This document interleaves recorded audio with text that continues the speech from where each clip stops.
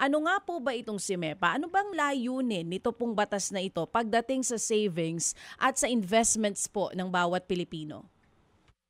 Ang, ang gagawin po nila, yung pong mga long-term deposit, halimbawa po mga 5 years, hindi ginagalaw, eh, bubuwisan na rin po nila ng 20%. Sa ngayon po, walang tax yan. So ang gagawin nila, magtatax sila doon sa interest income ng mga tatawagin natin na mga midterm. Kasi mga 5 years, mga midterm pa rin yan eh.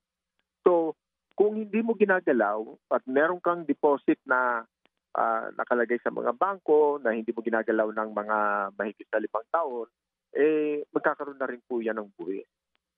At Professor, ginawa po nila, mm. 20% po, 20% ang gagamitin nilang tax rate. Oo. Anong difference po nito, Professor, dun sa binibigyan din po na paliwanag ng ibang mga eksperto na meron na daw kaparehong batas na naipasa noong 1997? Hindi na daw po At, bago ito.